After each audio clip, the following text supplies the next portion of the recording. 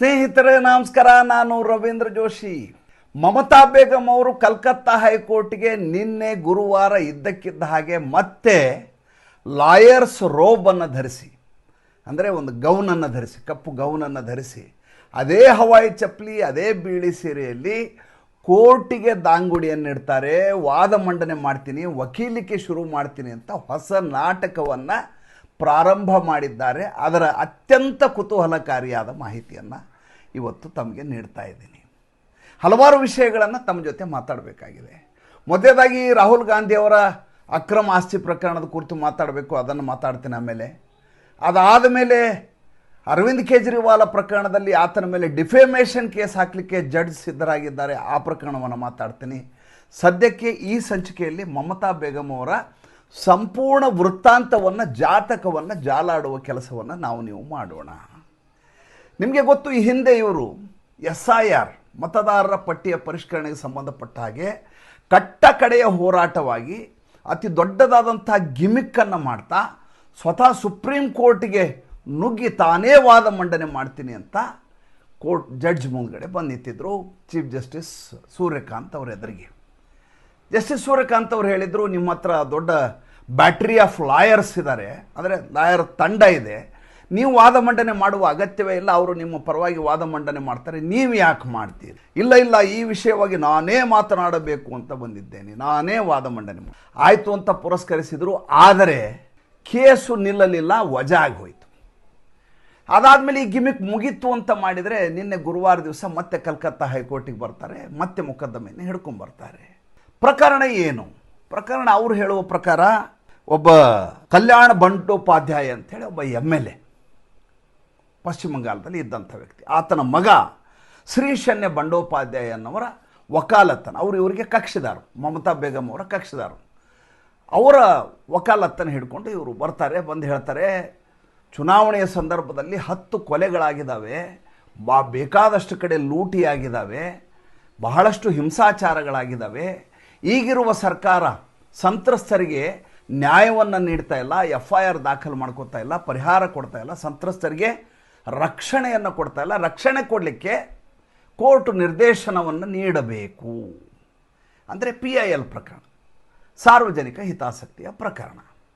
ದುರಂತ ಅಂದರೆ ಈಕೆ ಯಾವಾಗ ಕಲ್ಕತ್ತಾ ಹೈಕೋರ್ಟಿನ ಒಳಗಡೆ ಇನ್ನೂ ಪ್ರವೇಶ ಮಾಡಿಲ್ಲ, ಇದ್ದಕ್ಕಿದ್ದ ಹಾಗೆ ಅಲ್ಲಿದ್ದಂಥ ಜನಜಂಗುಳಿ ಚೋರ್ ಪೀಸಿ, ಚೋರ್ ಪೀಸಿ, ಚೋರ್ ಭಾಯ್ಪೋ ಅಂತ ಘೋಷಣೆ ಕೂಗ್ಲಿಕ್ಕೆ ಶುರು ಮಾಡ್ತಾರೆ.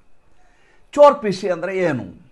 ಪೀಸಿ ಅಂತಂದರೆ ನಮ್ಮಲ್ಲಿ ಸೋದರಿಗೆ ಏನು ನಾವು ಡೈಲೆಕ್ಟ್, ಅಲ್ಲಿ ಡೈಲೆಕ್ಟ್ ಅದು ಚೋರ್ ಪೀಸಿ ಅಂತ. ನಾವು ದೀದಿ ಅಂತ ಏನು ಹೇಳ್ತೀವಲ್ಲ, ಅಕ್ಕ ತಂಗಿ ಅಂತಾರಲ್ಲ, ಅದಕ್ಕೆ ಅಲ್ಲಿ ಬಂಗಾಲಿ ಭಾಷೆಯಲ್ಲಿ ಪೀಸಿ ಅಂತ ಕರೀತಾರೆ. ಚೋರ್ ಪೀಸಿ, ಚೋರ್ ಭಾಯ್ಪೋ ಅಂತಂದ್ರೆ ಸೋದರ ಅಳಿಯ ಯಾರು? ಅಭಿಷೇಕ್ ಬ್ಯಾನರ್ಜಿ. ಚೋರ್ ಪೀಸಿ ಯಾರು? ಮಮತಾ ಬೇಗಂ. ನಾವು ಮಮತಾ ದೀದಿ ಅನ್ಲಿಕ್ಕೆ ಬರೋಂಗಿಲ್ಲ, ಯಾಕೆ ನಮ್ಮ ಸಾಮಾಜಿಕ ಪರಿವಾರದ ಸದಸ್ಯರು ನಮ್ಮನ್ನು ಬಂಧುಗಳ ತರಾಟೆಗೆ ತೆಗೆದುಕೊಂಡು ಬಿಡ್ತಾರೆ. ಅಷ್ಟು ಆಕ್ರೋಶ ಜನರಿಗೆ ಆಕೆಯ ಮೇಲಿದೆ. ಚೋರ್ ಪೀಸಿ, ಚೋರ್ ಭಾಯ್ಪು. ಯಾವಾಗ ಈ ರೀತಿಯ ಮುಜುಗರ ಆಗುತ್ತೋ ನೇರವಾಗಿ ದಡ ಸೀದಾ ಕೋರ್ಟ್ ಆವರಣಕ್ಕೆ ಬರ್ತಾರೆ.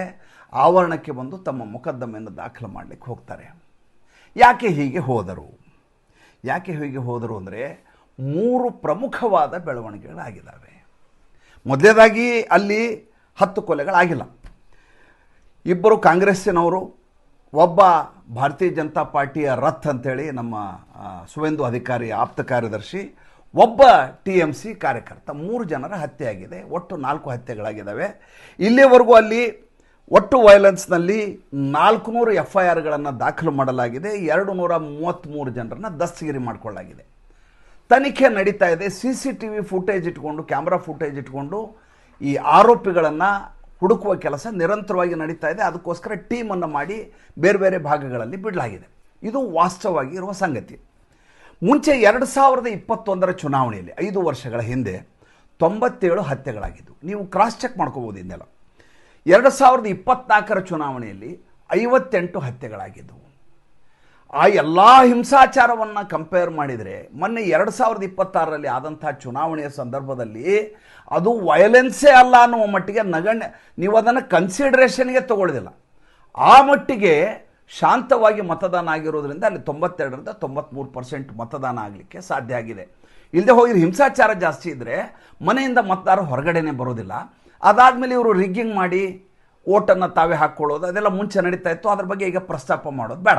ಹಾಗಾದರೆ ಈಕೆ ವಕೀಲಿಕೆ ಮಾಡಲಿಕ್ಕೆ ಕೋರ್ಟಿಗೆ ಬಂದದ್ದು ಯಾಕೆ?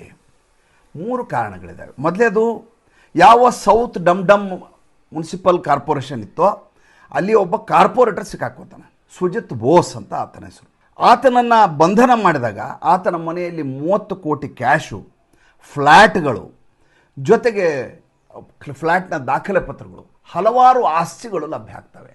ಇದು ದೊಡ್ಡದಾಗಿ ಅಲ್ಲಿಯ ಪತ್ರಿಕೆಯಲ್ಲಿ ಬಿಂಬಿತಾಗತ್ತೆ. ಒಬ್ಬ ಶಂತನು ಸಿನ್ಹಾ ಬಿಶ್ವಾಸ್ ಅಂತೇಳಿ ಈತ ಕಾಲಿಘಾಟ್ ಪೊಲೀಸ್ ಸ್ಟೇಷನ್ನ ಇನ್ಚಾರ್ಜ್ ಆಗಿದ್ದಂಥ ಒಬ್ಬ DCP ಈತನ ಮೇಲೆ ಭ್ರಷ್ಟಾಚಾರ ಆರೋಪ ಇತ್ತು. ಈತನ ಮೇಲೆ ಎನ್ಫೋರ್ಸ್ಮೆಂಟ್ ಡೈರೆಕ್ಟರೇಟ್ನ ಕೇಸ್ ಇತ್ತು. ಈತನನ್ನು ಬಂಧಿಸಲಾಯಿತು. ಈತನ ಮೇಲೆ ಹಿಂದೆ ಕರಪ್ಷನ್ ಚಾರ್ಜ್ ಇದ್ದ ಸಂದರ್ಭದಲ್ಲಿ ಈತನಿಗೆ ಪ್ರಮೋಷನ್ ಕೊಟ್ಟಿದ್ದರು ಮಮತಾ ಬೇಗಂ ಅವರು. ಈಗ ಆತನ ಎನ್ಫೋರ್ಸ್ಮೆಂಟ್ ಡೈರೆಕ್ಟರೇಟ್ ಅವರು ಬಂಧನ ಮಾಡಿದ್ದಾರೆ. ಇದು ಕೂಡ ಅಲ್ಲಿಯ ಎಲ್ಲ ಪತ್ರಿಕೆಗಳಲ್ಲಿ ದೊಡ್ಡ ಮಟ್ಟದಲ್ಲಿ ಬಿಂಬಿತಾಗಿದೆ. ಇನ್ನು ಗಾರ್ಗಾ ಚಟರ್ಜಿ ಬಂಧನ ಆಗಿರೋ ವಿಷಯವನ್ನು ನಿಮ್ಗೆ ಈಗಾಗಲೇ ಹೇಳಿದ್ದೇನೆ.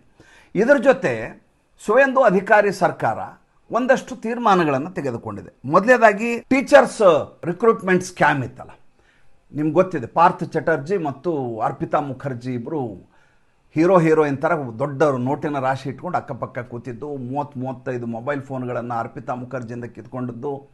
ಈ ಪಾರ್ಥ್ ಚಟರ್ಜಿ ಅನ್ನುವಂಥ ಸಚಿವ, TMC ಸಚಿವ, ಯಾವಾಗಲೂ ಮಮತಾ ಬೇಗಂ ಜೊತೆ ಇದ್ದದ್ದು. ಈಗ ಆತ ಜೈಲು ವಾಸಿಯಾಗಿರೋದು. ಈ ಪ್ರಕರಣ ನಡೀತಾ ಇದೆ. ಇದು ಇನ್ನೂ ನೆನೆಗುದಿಗೆ ಬಿದ್ದಿದೆ. ಇನ್ನೂ ಇದರ ಬಗ್ಗೆ ಸ್ಪಷ್ಟವಾದಂಥ ಯಾವುದೇ ಚಿತ್ರಣ ಲಭ್ಯ ಆಗಿಲ್ಲ. 26,000 ಜನ ಶಿಕ್ಷಕರು ಬೀದಿ ಪಾಲಾಗಿದ್ದರೆ ಒಬ್ಬ ಪಾರ್ಥ್ ಚಟರ್ಜಿಯಿಂದ, ಒಬ್ಬ TMCಯ ಮಮತಾ ಬೇಗಂನಿಂದ. ಅದರಲ್ಲಿ ನಿಯತ್ತಾಗಿ ಸರಿಯಾಗಿ ನಿಷ್ಠೆಯಿಂದ ಕೆಲಸ ಮಾಡಿ ರಿಕ್ರೂಟ್ ಆದವರು ಕೂಡ ಇದರಿಂದ ತೊಂದರೆ ಆಗಿದೆ. ಒಂದನೇದ್ದು. ಎರಡನೇದ್ದು ಚಿಟ್ ಫಂಡ್ ಹಗರಣ. ಮೂರನೇದ್ದು ಒಂದು ಕೋಆಪರೇಟಿವ್ ಸೊಸೈಟಿ ಕೇಸ್ ಇತ್ತು ಇವ್ರ ಮೇಲೆ, ಅಲಿಪುರ್ ಕೋಆಪರೇಟಿವ್ ಸೊಸೈಟಿ ಅಂತೇಳಿ ಸಯೋನಿ ಘೋಷ್ ಅನ್ನೋಣ ಈ ಕೇಸ್ನಲ್ಲಿ ಕೇಸ್ ಹಾಕಲಾಗಿದೆ. ಈ 3 ಪ್ರಕರಣಗಳು CBIಗೆ ಹಸ್ತಾಂತರಿಸಲಾಗಿದೆ. ಯಾವುದು? ಟೀಚರ್ ಸ್ಕ್ಯಾಮು, ಆಮೇಲೆ cooperative scam, municipal scam, appointment scam. ಈ 3ಅನ್ನು CBIಗೆ ಹಸ್ತಾಂತರಿಸಲಾಗಿದೆ. ಅದು ಲೀಡ್ನಲ್ಲಿ ಎಲ್ಲ ಪೇಪರಲ್ಲಿ ಪಬ್ಲಿಷ್ ಆಗುತ್ತೆ. ಯಾವಾಗ ತನ್ನ ಜೊತೆಗೆ ಈ ಗೋದಸ್ಕರಿ ಇದೆಯಲ್ಲ, ಅಂದರೆ ಈ ಕಳ್ಳ ಸಾಗಾಣಿಕೆ ಮಾಡೋದು, ದನಗಳ ಕಳ್ಳ ಸಾಗಾಣಿಕೆ ಮಾಡೋದಿದೆಯಲ್ಲ, ಅದಕ್ಕೆ ನಿಷೇಧವನ್ನು ಹೇರಿ ಸರ್ಕಾರ ಒಂದು ಆರ್ಡಿನೆನ್ಸನ್ನು ಪಾಸ್ ಮಾಡಿದೆ ಮೊನ್ನೆ. ಯಾವಾಗ ಈ ರೀತಿಯಾದಂಥ ಚಟುವಟಿಕೆಗಳು ನಡೀತಾವೋ, ಯಾವಾಗ ರೋಹಿಂಗ್ಯಾಗಳು ಬಾಂಗ್ಲಾದೇಶಿಗಳನ್ನ ಕಿತ್ತಿ ಅಲ್ಲಿಂದ ಖಾಲಿ ಮಾಡಿಸುವಂಥ JCBಯ ಚಟುವಟಿಕೆ ನಡೆಯುತ್ತೋ, ಅದ್ರ ಬಗ್ಗೆ ಡೀಟೇಲ್ ಆಗಿ ಇನ್ನೊಂದು ವಿಡಿಯೋ ಮಾಡ್ತೀನಿ. ಏನೇನು ಕಾರ್ಯಾಚರಣೆ ಆಗಿದೆ ಅನ್ನೋದನ್ನು ಪ್ರತ್ಯೇಕವಾಗಿ ನೋಡೋಣ. ಒಂದೇ ವಿಡಿಯೋದಲ್ಲಿ ಎಲ್ಲ ಹೇಳಿದ್ರೆ 20 ನಿಮಿಷಕ್ಕಿಂತ ಜಾಸ್ತಿ ಆಗುತ್ತೆ. ಆದ್ದರಿಂದ ಎಷ್ಟು ಸಾಧ್ಯವೋ ಅಷ್ಟು ಕ್ಲುಪ್ತವಾಗಿ ಕಂಪ್ರೆಸ್ ಮಾಡಿ ಹೇಳುವ ಪ್ರಯತ್ನ ಮಾಡ್ತಾ ಇದ್ದೀನಿ. ಕಾರ್ಯಾಚರಣೆ ಹೇಗೆ ಮಾಡ್ತಾ ಇದ್ದಾರೆ, ಸುವೇಂದು ಅಧಿಕಾರಿ ಕಾರ್ಯವೈಖರಿ ಹೇಗಿದೆ, ಯಾವ್ಯಾವ ಭಾಗದಲ್ಲಿ ಏನೇನು ಮಾಡಿದ್ದಾರೆ, ಮುರ್ಷಿದಾಬಾದ್ನಲ್ಲಿ ಏನಾಗಿದೆ, ಮಾಲ್ಡಾದಲ್ಲಿ ಏನಾಗಿದೆ, ಎಲ್ಲವನ್ನೂ ಸವಿಸ್ತಾರವಾಗಿ ಬೇರೆ ಸಂಚಿಕೆಯಲ್ಲಿ ಹೇಳ್ತೀನಿ. ಈಗ ಈ ವಕೀಲಿಕೆಯ ಬಗ್ಗೆ ಮಾತಾಡೋಣ ಮತ್ತು ಮಮತಾ ಬೇಗಂ ಹೋಗಿರೋದರ ವಿಷಯದ ಕುರಿತು ಮಾತ್ರ ಮಾತಾಡೋಣ. ಯಾವಾಗ ಇದು ಎಲ್ಲ ಕಡೆ ಲೀಡ್ ಬರುತ್ತೋ ಮಮತಾ ಬೇಗಂ ತಲೆ ಕೆಟ್ಟು ಹೋಗ್ಬಿಡ್ತದೆ. ಏನಿದು ನನ್ನ ವಿರುದ್ಧ ಈ ರೀತಿಯಾದಂಥ ಪ್ರೊಪಗ್ಯಾಂಡ ಶುರುವಾಗಿದೆ, ಇಷ್ಟು ವರ್ಷ ಮಾಡಿರೋದು ಎಲ್ಲವೂ ಕೂಡ ಹೊಳೆಯಲ್ಲಿ ಹುಣಸೆ ಹಣ್ಣು ತೊಳೆದಂಗಾಗಿದೆ. ಈಗ ನಾನು ಅದು ಹೇಗಾದರೂ ಮಾಡಿ ಮತ್ತೆ ನಾನು ಮಾರ್ಕೆಟ್ನಲ್ಲಿದ್ದೀನಿ, ಮತ್ತೆ ನಾನು ಪವರ್ ಸೆಂಟರ್ ಆಗುವ ಎಲ್ಲ ಸಾಧ್ಯತೆಗಳಿವೆ ಅನ್ನುವಂಥ ಒಂದು ನರೇಟಿವನ್ನು ಬಿಲ್ಡ್ ಮಾಡಲಿಕ್ಕೆ ಇದ್ದಕ್ಕಿದ್ದ ಹಾಗೆ ಗುರುವಾರ ದಿವಸ ಕೋರ್ಟ್ ಆವರಣಕ್ಕೆ ಬರ್ತಾರೆ. ದುರಂತ ಅಂದರೆ ಈಕೆ ಕೋರ್ಟ್ ಆವರಣಕ್ಕೆ ಬಂದ ತಕ್ಷಣ ಪ್ರತಿಭಟನೆಗಳು ಶುರುವಾಗ್ತವೆ. ಕೇವಲ ಪ್ರತಿಭಟನೆ ಶುರುವಾದರೆ ಪರವಾಗಿಲ್ಲ, ತಾಂತ್ರಿಕವಾಗಿ ಈಕೆ ವಕೀಲೇ ಅಲ್ಲ ಅನ್ನುವಂಥ ರೀತಿಯಲ್ಲಿ ಎಲ್ಲ ಕಡೆ ಸಾಮಾಜಿಕ ಜಾಲತಾಣದಲ್ಲಿ ಸುದ್ದಿಗಳು ಪ್ರಕಟ ಆಗಲಿಕ್ಕೆ ಶುರುವಾಗ್ತವೆ. ಮೊದಲನೇದಾಗಿ ಟೆಲಿಗ್ರಾಫ್ ಎನ್ನುವಂಥ ಒಂದು ಪತ್ರಿಕೆ ಮಾರ್ಚ್ 2, 1985ರಲ್ಲಿ ಪಬ್ಲಿಷ್ ಆದಂಥ ಒಂದು ಆರ್ಟಿಕಲ್ ಎಲ್ಲ ಕಡೆ ಪಬ್ಲಿಷ್ ಆಗಲಿಕ್ಕೆ ಶುರುವಾಗುತ್ತೆ. ಅದರಲ್ಲಿ ಒಂದು ಹೆಡ್ಡಿಂಗ್ ಹಾಕಿರ್ತಾರೆ. ಆವಾಗ ಈಕೆ ಕಾಂಗ್ರೆಸ್ಸಿನ MP, city Congress MP has bogus PhD ಅಂತ. ನಾನು ಹೇಳ್ತಾ ಇರೋದು ಮಾರ್ಚ್ 2, 1985ರಲ್ಲಿ ದಿ ಟೆಲಿಗ್ರಾಫ್ ಅನ್ನುವಂಥ ಪತ್ರಿಕೆಯಲ್ಲಿ ಬಂದಂಥ ವರದಿ. ಈಕೆ PhD ಹೋಲ್ಡರ್ ಅಂತ ಹೇಳ್ಕೊಂಡಿದ್ರು, ತಮ್ಮ ಅಫಿಡವಿಟ್ನಲ್ಲಿ ಎಲ್ಲ ಕಡೆ ಹಾಕ್ಕೊಂಡಿದ್ರು. ಈಕೆ PhDನೇ ಸುಳ್ಳು ಅಂತಾಯಿತು. ಎರಡನೇದು, ಈಕೆ ವಕೀಲಿಕೆ ಮಾಡಲಿಕ್ಕೆ ಹೈಕೋರ್ಟಿಗೆ ಮಾಡೋಕ್ಕೆ ಬಾರ್ ಅಸೋಸಿಯೇಷನ್ಗೆ ನೀವು ರಿಜಿಸ್ಟರ್ ಆಗಬೇಕು. ಒಂದು ಸಲ ನೀವು ಸಂವಿಧಾನಿಕವಾದಂಥ ಪಟ್ಟಕ್ಕೆ ಹೋದ ಮೇಲೆ, ಸ್ಥಾನವನ್ನು ಒಪ್ಕೊಂಡ ಮೇಲೆ ನಿಮ್ಮ ವಕೀಲಿ ವೃತ್ತಿಗೆ ಒಂದೋ ರಾಜೀನಾಮೆ ಕೊಡಬೇಕು, ನವೀಕರಿಸ್ಕೋಬೇಕು. ಅವಕಾಶ ಇದೆ. ತಾಂತ್ರಿಕವಾಗಿ ಅದರ ಬಗ್ಗೆ ನನಗೆ ಸ್ಪಷ್ಟವಾದ ಮಾಹಿತಿ ಇಲ್ಲ. ಆದರೆ ಬಾರ್ ಕೌನ್ಸಿಲ್ ಮೆಂಬರ್ ಆಗಬೇಕು ಅನ್ನೋದು ಮಾತ್ರ ದಿಟ್ಟ. Bar Council of India Bar Council of West ಬೆಂಗಾಲ್ಗೆ ಪತ್ರವನ್ನು ಬರೆದಿದೆ. ಇದ್ದಕ್ಕಿದ್ದ ಹಾಗೆ ಮಮತಾ ಬೇಗಂ ಅವರು ಈ ರೀತಿ ಬಂದು ವಕೀಲಿಕೆ ವೃತ್ತಿಯನ್ನು ಮಾಡಲಿಕ್ಕೆ ಅವ್ರ ಹತ್ರ ಯಾವ ರೀತಿಯ ದಾಖಲಾತಿಗಳಿದ್ದಾವೆ, ಆಕೆ 2011ರಿಂದ 2026ವರೆಗೂ ಮುಖ್ಯಮಂತ್ರಿಯಾಗಿದ್ದರು. ಈ ಸಂದರ್ಭದಲ್ಲಿ ಅವರು ನವೀಕರಿಸುವ ಸಾಧ್ಯತೆ ಇರೋದಿಲ್ಲ. ಎರಡನೇದವರು ಸಾಂವಿಧಾನಿಕ ಮುಖ್ಯಮಂತ್ರಿ ಹುದ್ದೆಯಲ್ಲಿರೋದ್ರಿಂದ ಅಮಾನತು ಮಾಡಿ ನನ್ನ ಸದಸ್ಯತ್ವವನ್ನು ಸದ್ಯಕ್ಕೆ ಹೋಲ್ಡ್ ಮಾಡಿ ಅಂತ ಒಂದು ಪತ್ರವನ್ನು ಕೊಡಬೇಕು. ಆ ಪತ್ರವನ್ನು ಕೊಟ್ಟಿರೋ ಬಗ್ಗೆ ಯಾವುದೇ ರೀತಿಯ ಸ್ಪಷ್ಟನೆ ಇಲ್ಲ. ಆದ್ದರಿಂದ 48 ಗಂಟೆಗಳ ಒಳಗಾಗಿ ಮಮತಾ ಬೇಗಂ ಅವರ ಬಾರ್ ಕೌನ್ಸಿಲ್ ಮೆಂಬರ್ಶಿಪ್ ಕುರಿತು ನಮಗೆ ಮಾಹಿತಿಯನ್ನು ನೀಡಬೇಕು ಅಂತ ಕಲ್ಕತ್ತಾ ಹೈಕೋರ್ಟಿನಲ್ಲಿರುವಂಥ ಬಾರ್ ಅಸೋಸಿಯೇಷನ್ಗೆ, ವೆಸ್ಟ್ ಬೆಂಗಾಲ್ ಬಾರ್ ಅಸೋಸಿಯೇಷನ್ಗೆ ಪತ್ರವನ್ನು ಬರೆಯುತ್ತೆ ಬಾರ್ ಕೌನ್ಸಿಲ್ ಆಫ್ ಇಂಡಿಯಾ.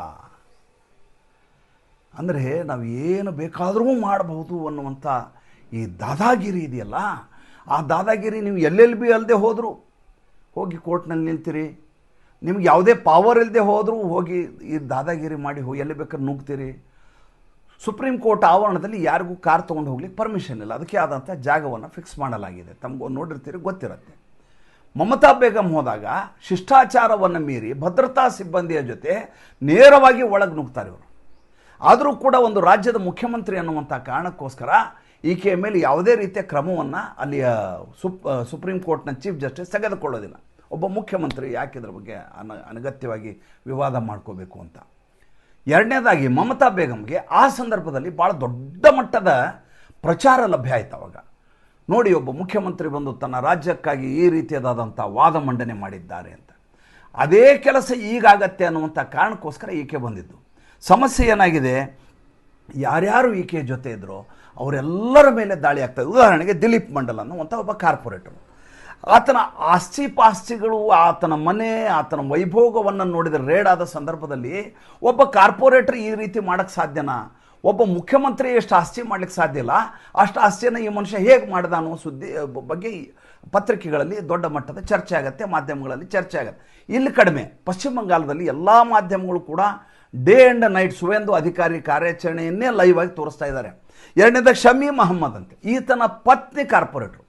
ಈತ ಸುರಂಗವನ್ನು ತೆಗಿತಾನೆ, ಬಂಕರ್ ಮಾಡ್ಕೋತಾನೆ. ಬಂಕರಲ್ಲಿ ಸುವರ್ಣವಾದಂಥ ಒಂದು ಕಾಟನ ಪಲ್ಲಂಗವನ್ನು ಮಾಡಿಸ್ಕೊಂಡು ವ್ಯವಸ್ಥೆ ಮಾಡ್ಕೊಂಡಿರ್ತಾನೆ.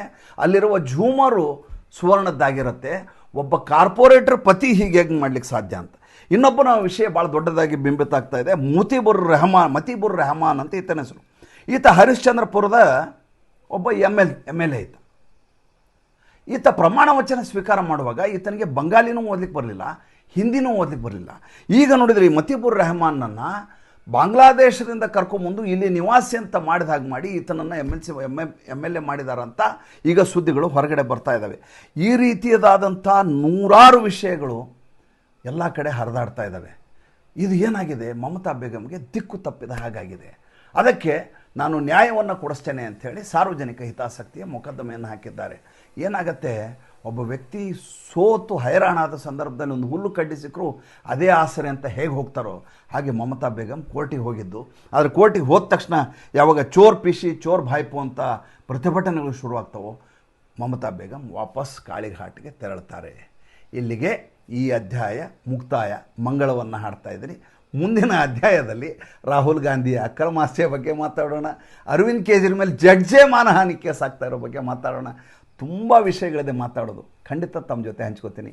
ಈ ಸಂಚಿಕೆ ಹೇಗೆ ಅನ್ನಿಸ್ತು ದಯವಿಟ್ಟು ತಿಳಿಸಿ. ನಮ್ಮ ಮುಕ್ತ ಪತ್ರಿಕೋದ್ಯಮಕ್ಕೆ ಆರ್ಥಿಕವಾಗಿ ಬೆಂಗಾವಲಾಗಿ ಲೈಕ್ ಬಟನ್ ಒತ್ತುವುದನ್ನು ಮಾತ್ರ ದಯವಿಟ್ಟು ಮರಿಬೇಡಿ. ನಮಸ್ಕಾರ.